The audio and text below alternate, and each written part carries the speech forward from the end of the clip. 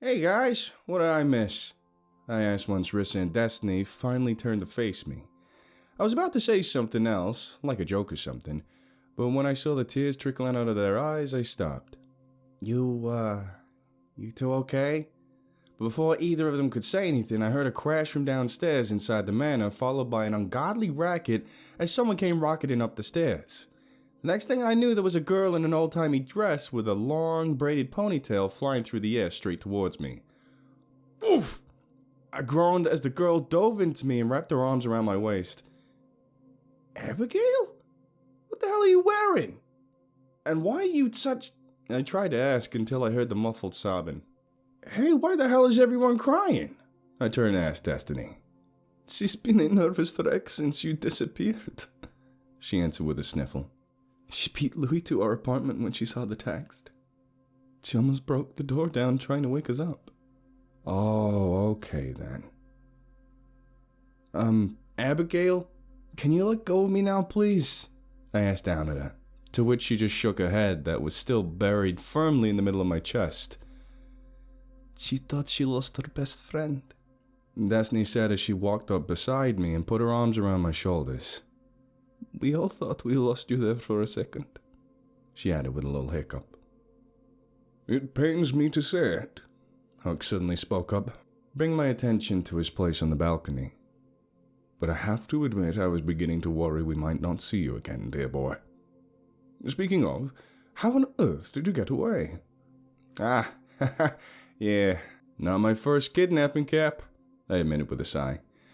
Just experience from people mistaking me for my brother with a little advice Louis gave me about how to hide things on your body. I would have been back sooner, but I really wanted to get as much out of them as I could. I see now that... I grunted, trying to pry Abigail off me. That might not have been a right call. No, I think I would have done the same thing in your shoes. I'm frankly just a little surprised you did it in your shoes, Hook told me as he patted me on the non-Destiny side shoulder. Glad to have you back safe and sound, boy. Hey, I'm still down here, the maid suddenly shouted from the lawn. Don't ignore me, damn it!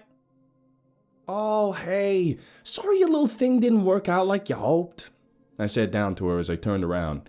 Abigail still wrapped around my arms and legs like a special belt that gets you banned from school zones.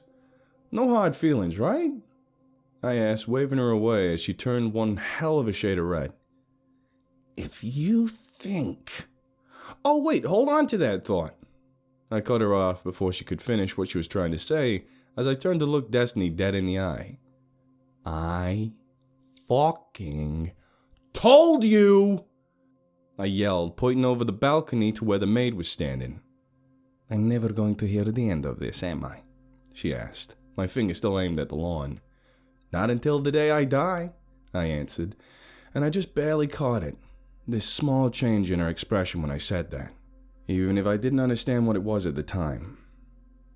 Anyway, we should probably deal with that old what's-her-name down there before she... Before she... what? That familiar, raspy voice growled into my ear as the maid suddenly appeared in a cloud of black mist. Before I had a chance to really know what was going on, Abigail was already off of me and making a move for her. Abigail never seemed so much like a child as when the maid snatched her up by the hair and slung her to the balcony floor, pinning her neck down by her foot before several loud cracks signaled the vertebrae beginning to separate under the force. Cute, but no. You're coming back with me. Think the hell not. Rissa of all people snapped at her. If you want him, you'll have to... Oh, I intend to. The maid hissed inches from Rissa's face, cutting her off before she finished, and twisted a heel deeper into Abigail's neck, causing several more loud, sickening cracks. That will be more than enough, young lady. The Count suddenly spoke up, his fingers curling around the maid's shoulder tighter and tighter with every word. I have allowed these antics of yours long enough, he added with a growing sternness in his voice. If I have to use violence, I am prepared to. Then she did something I didn't expect. The last thing I would have expected her to do, actually. She smiled, and the bombshell dropped.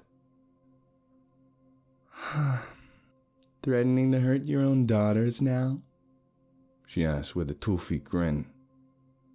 I told you that you weren't as wrong as you thought. She added, turning to look at me. All I could do was stand there paralyzed as I looked back and forth from her set of hazel eyes to the Count's, from her impossibly black hair to the Count's, from her fanged smile to the Count's mouth hanging open in shock and confusion as he made the connection at the same time I did. And I remember having never felt more stupid in my entire life. Slowly the Count's grip loosened as his hand fell away from his shoulder, and then another familiar voice called up from the lawn. Imagine my surprise to find out who she was. This strange woman wandering through the streets one night over a decade ago. Yahweh suddenly said from just out of sight. I glanced over the edge of the balcony to see what looked like a small army all dressed in white as they shoved and elbowed their way across the lawn. What's more, imagine my luck to find her nearly on par with you, luck. He spoke up at the Count, who was still dumbfounded from the sudden revelation. Dad, what's going on? Destiny asked from beside me. And who is Lug?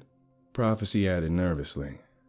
Your dear long-lost daughter has something for you, old friend, Yahweh said from the front of the solid white crowd that was now taking up half the lawn. I think you'll find all the answers to your questions in there, as well as my ultimatum. Once he was done speaking, the maid produced a neat white envelope from somewhere behind her apron, which caused my stupid glance to shift into overdrive. Hey, why are you still in that stupid maid outfit? I scraped up enough dumb out of the sinking pit in my stomach to ask. And could you get off of my friend, please? Jose, shut up. She hissed as her foot left Abigail's neck before she reached over and handed the envelope to the Count. See you around, she added, patting him on the shoulder before vanishing and reappearing down on the lawn beside Yahweh as he sneered up at us. She'll be back soon for your decision, he said as he turned to leave, all the people dressed in white following behind him. And that's when I noticed one of them with their face wrapped in bandages. Hey, Harley! I shouted down, causing her to turn to look at me. Then I just stuck my arms out and bounced them around in front of me for a second like a mummy, which made her flip me the bird in response before turning and following everyone else out of the lawn. So, big night, huh? I asked awkwardly, turning back to face everyone behind me on the balcony. Needless to say, previous events had brought the festival to a grinding halt.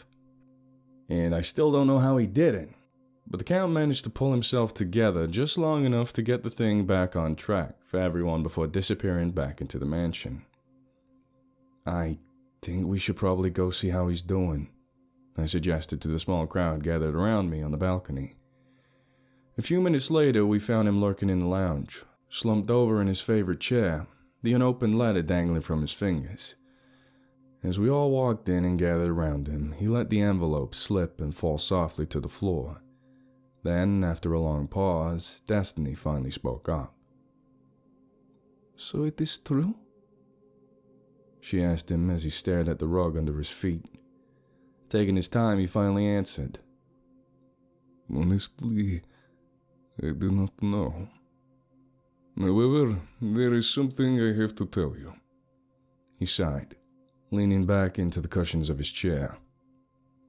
I am not Romanian. That is simply as far back as I can remember.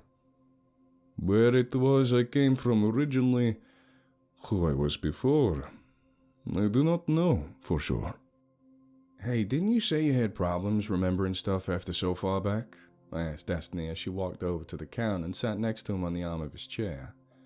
But before she could answer, I felt something flop down onto the couch beside me and sink into the cushions. Abigail?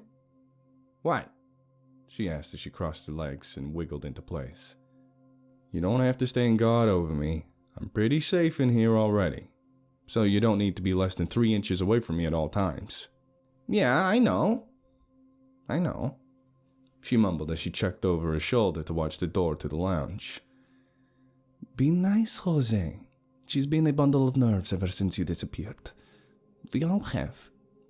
Destiny scolded me from her spot beside the couch. But, yes, I think a lot of us have trouble remembering a lot of stuff after that long. After a while, it's only the really big things that stick out after 100 years or so. She's right, Abigail agreed. You need a strong motivation to remember something for so long. Something you're always thinking about. Otherwise, you'll eventually forget it. I mean, after so long, you're basically an entirely different person. I don't even remember what it's like to have a British accent anymore. So maybe he's so stuck on the Romanian accent because that's where he was when his daughters were born. He has more strong memories from that time. And he could also just have a bad memory, she added with a small shrug. So we think there might be something about his past in the letter? I asked right before Louis walked into the room just far enough to see everyone. Yo, Chris wanted me to come in here and let you guys know we got everything running smooth out there. And Jose, Nuno what's-her-name says you can go upstairs and see Jekyll whenever you're ready.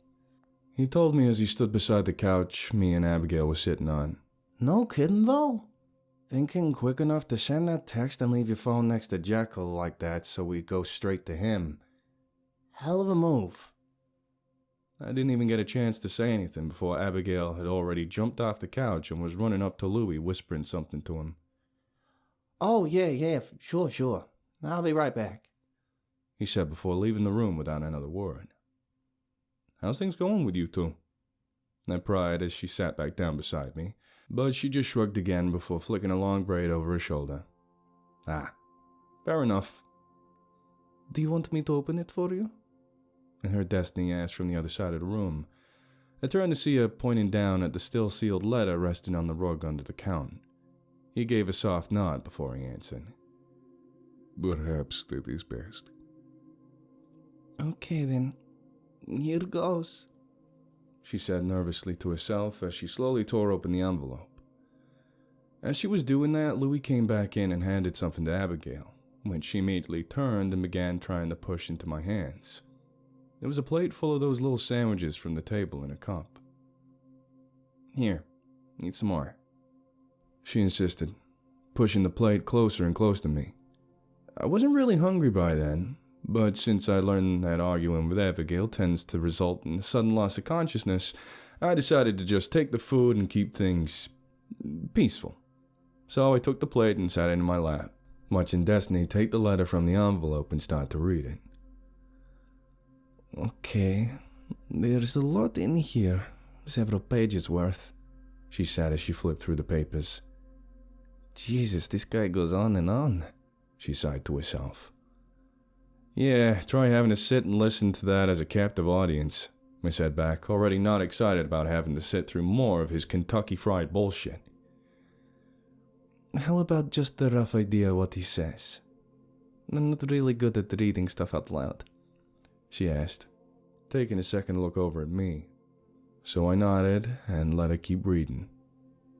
Right, well, let's see. She mumbled as she began to read the letter.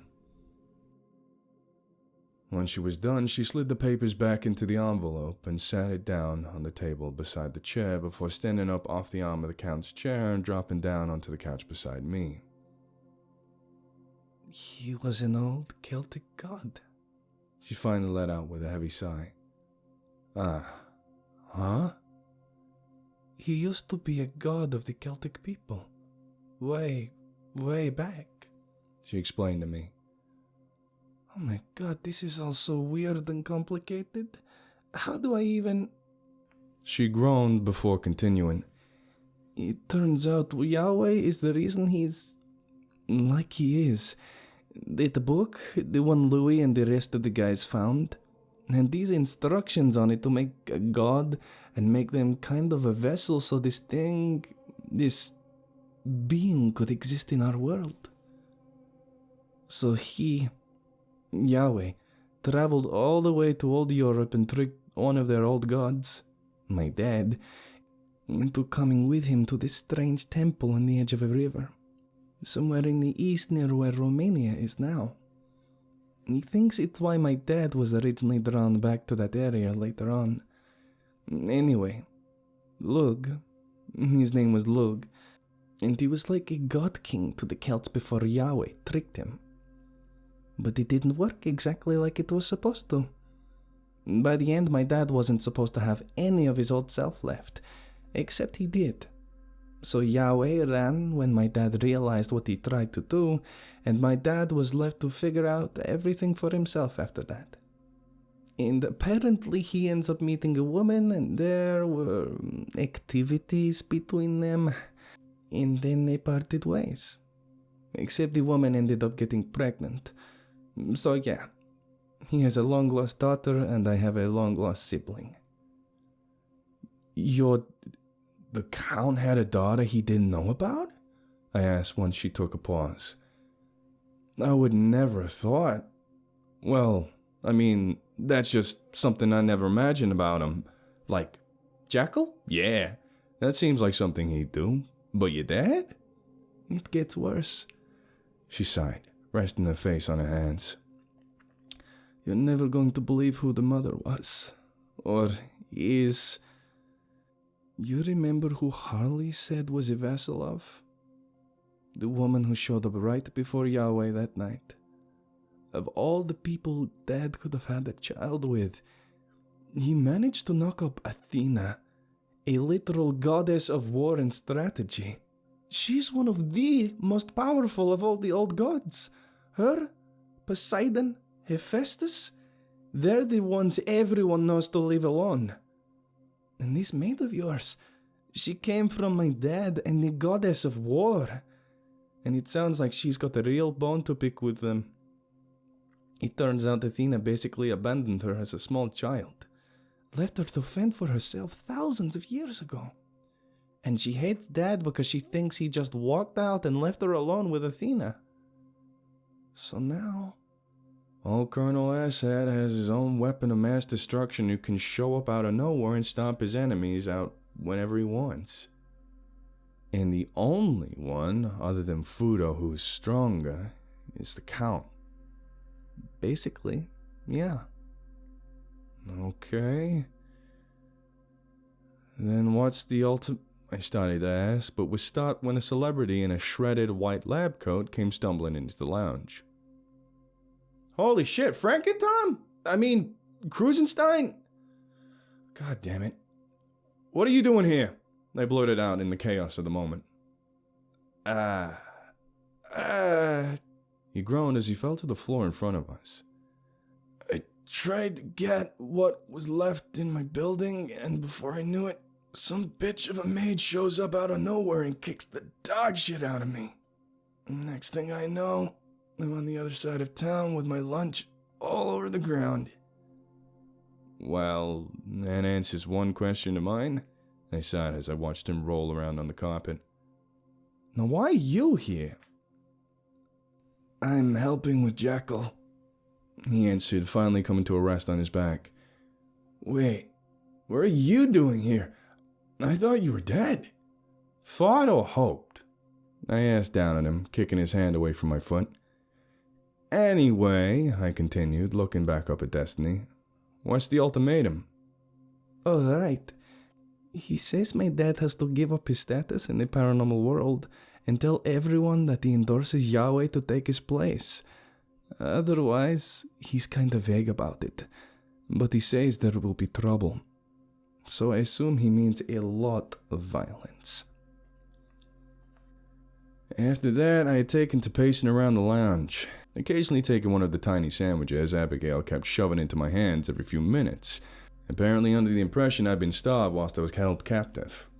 But I was doing a lot of thinking, so I guessed at the time that I could use a little brain fuel.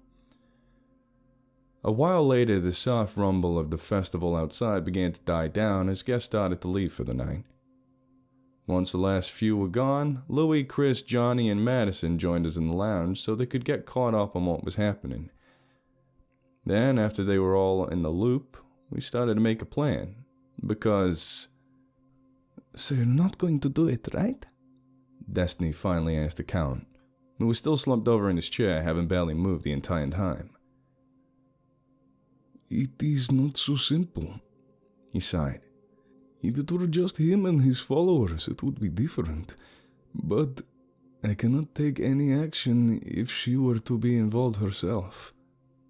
You can't or won't, she shouted from over my shoulder, nearly scaring me off my couch entirely.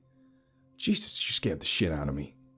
I huffed when I turned to see Prophecy standing behind the couch. No, hush, she said before I could complain anymore as she walked around to the middle of the room. Whatever it did, I'm sorry, I blurted out reflexively, but instead of yelling at me, she wrapped both her arms around me and gave me a hug. I'm glad you're okay, she whispered in my ear.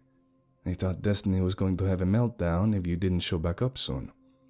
I'm glad I'm okay too, I said, hugging her back, until I felt something.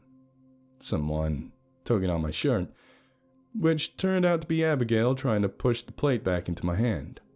Looks like Destiny wasn't the only one, apparently.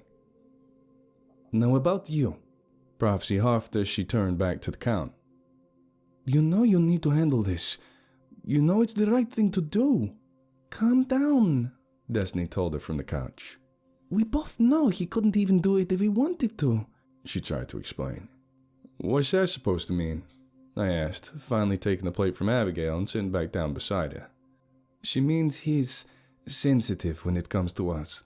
His daughters, I mean, she answered. There was this one time when I was still little, maybe 6 or 7 years old. All 3 of us were playing and I almost ran outside. In the middle of the day. Dad pulled me back away from the door and yelled at me for not being careful. And then he wrote me a 3-page apology because he was so broken up about it that he couldn't even speak to me for like a week. Seriously? Because he yelled at you? Once? I asked in amazement. I cried all day after that. The Count suddenly spoke up from his chair. Her little face looked so scared. Oh, see? There he goes again, Destiny sighed as his voice started to tremble mid-sentence. Yep, we're screwed, I groaned as I turned to see Abigail staring at me, waiting for me to eat another sandwich. Actually, maybe not. Look, I know you said you won't do anything to her, but you can at least promise you won't step in and stop whatever we have to do, I asked the Count, still looking at Abigail as the idea formed in my mind. I will not stop you. I give you my word, he said solemnly before disappearing in a black mist. Jose, what are you thinking? Destiny asked as I kept my eye on Abigail. I'm thinking that if the dad won't help, what about the mom? I know this is kind of a Walter White level dick move, but we're gonna need a lot of firepower, and I think that might be the best chance we got, he explained.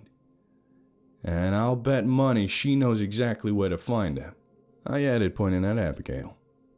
What makes you say that? Because even you didn't know about Fudo, but she did. Almost nobody knew about him, but she knew exactly where to find him. Athena can't be harder to find than him, I told her as I finally started eating one of the sandwiches. These are really good. Yeah, I know how to contact her, but I can't promise things will work out, even if she agrees to help, Abigail warned me as I felt Destiny shift in place on the other side of the couch. So, then what are we supposed to do? What's the plan? I'll tell you where to find Athena, and while you're doing that, I'll be taking a trip to Romania, on a flight that Destiny's paying for. And Dirty Work Inc. will have a lot of their own work to do, Abigail told us, glancing over at Madison, Chris, Johnny, and Louie as she spoke. I'm sorry, a flight that I'll what now? What's in Romania? Abigail reached over, taking one of the sandwiches off my plate and took a bite out of it before answering. Someone who I have a lot of history with. Someone who won't say no to me.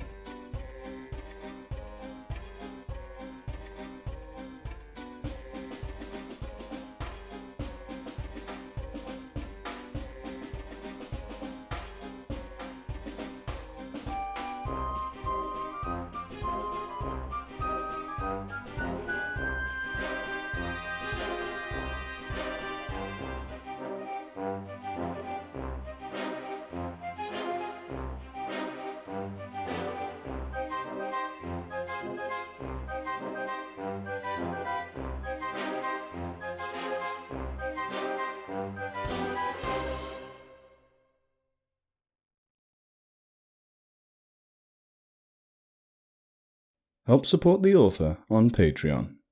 Link in the description below.